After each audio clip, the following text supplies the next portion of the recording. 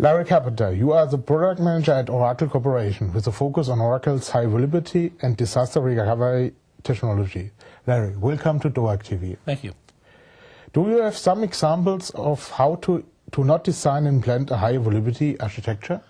That's an interesting question. The biggest thing that people make mistakes are trying to under-configure something. So when they have a disaster, they end up with something that doesn't work. So I would say the biggest thing you can do is to not under-design your systems so that when you have to fail over and use the disaster systems, they don't function. So pay very careful attention to the analysis of your systems, your data, your applications, and how important they are, and then set things up in a manner that they actually work when you need them. Oracle has a lot of products that fit into what we call the MAA, or the Maximum Availability Architecture, and each of these features and products play together in a very specific way to provide the HA and the DR, high availability disaster recovery, that you need. But everybody's system is different, so I would say that keeping abreast of what the features do, what the products do, but also testing your systems, testing your high availability failovers, your disaster recovery scenarios, is extremely important, because then you know for sure that it's going to be working. And that's the benefit of the MAA, because everything is up and running, everything is visible that it's working, so you know all the time that it's going to work, but you still should test it. Okay, thanks. Given the broad range of hardware, software and deployment options, designing and implementing a high availability architecture can be a daunting task. Which aspects should be considered in order to better plan the implementation? Well, the interesting thing about the MAA is that it is designed to work wherever the Oracle database and Oracle features work.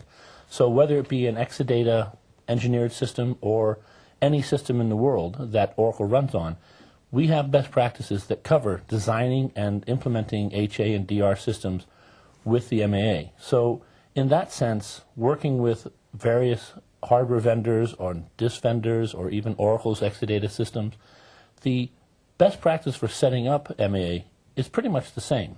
It's just that the higher the system, the higher end the system, the more you're going to get out of it, but the basic functionality is always the same. Okay, that's good to hear. Can you present briefly one of the three reference architectures of Oracle Database 12c MAA, perhaps the bronze one? That's an interesting question, because we have just started to really set up what we call these service levels of MAA. Prior to this year, really, we've talked about all the different features and how they all play together and what the best practices are to implementing them. But at the same time, we tell people, well, you know, you should really tier your applications and your data. Try to figure out which ones are the more important, which ones are, okay, not as important, but still important. And we realize that we never tell our customers how to do that.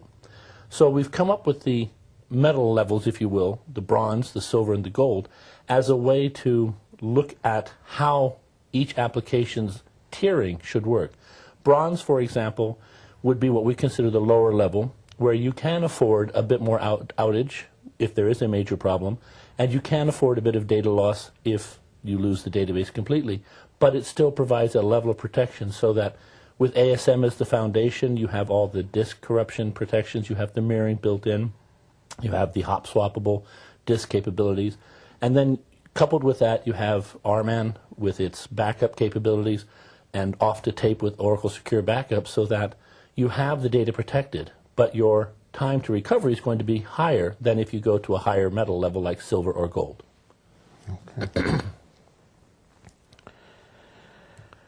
Do you have examples of how Oracle customers deploy the MRR?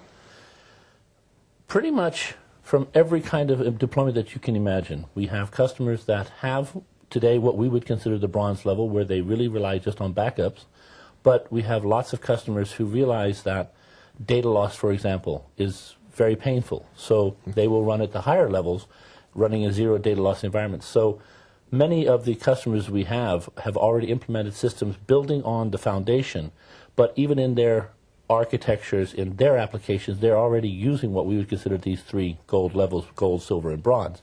So, for example, one customer has identical symmetrical systems on the production and on the disaster recovery system, so that they know that they will have exactly the same production performance when they fail over. Other customers have decided to have a smaller system on the DR site, but they understand that when they fail over, they will run at a slightly reduced production performance level, but that is acceptable for their particular service level agreement. I can. We have also the smaller side. We have an Exadata system, and on the data guard side, we have a two-node rack for the data is non-Exadata. And with this, we want to have a high availability solution, but we know that the performance on the data guard side is less than the performance on the Exadata side. And that is correct. Yes. Let's talk about backup and recovery. Oracle CEO Larry Ellison presented the Oracle Database Backup Logging Recovery Appliance. Can you give us some insight about this machine? This machine is a specific built backup machine utilizing all the technologies that we have today, RMAN, Oracle Secure Backup, and it's designed as to be the central place where all of the backups of all of your data, not just backups of a particular database, but where you can send automatically incrementals forever, as they say, to this appliance, and they will be staged, virtualized, and ready to go the moment you need to restore any of the databases. It is going to become the mainstay of the foundation of the bronze level, so that when we talk about backups as being your fallback position for the bronze, it will be a database backup appliance. Which kind of customers need this appliance? Well, in the past, all the customers that I know have any backup recovery solution, so they don't wait for this appliance. That's correct. And what they're doing today is they might have 100 databases or 1,000 databases, and they must back up each one of those, and they must run each one of those off to tape to have the tape storage off-site. Now with the backup appliance, those 1,000 databases will just send their backups directly to the backup appliance, and all the work is done there. So they have one place to manage absolutely everything.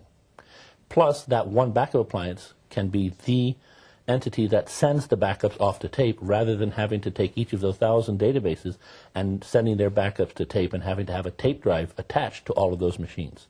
Plus, the other benefit of the backup appliance is, unlike normal daily backups where you back up the incremental of the database and the archive logs, you can use DataGuard transport capabilities to send the redo directly to the backup appliance, so that you will actually achieve near zero data loss with a backup appliance today, so that when you do have that problem and you do need to restore that lower level database, not only can you restore from the last incremental, but we can restore up to almost the last transaction by using that redo.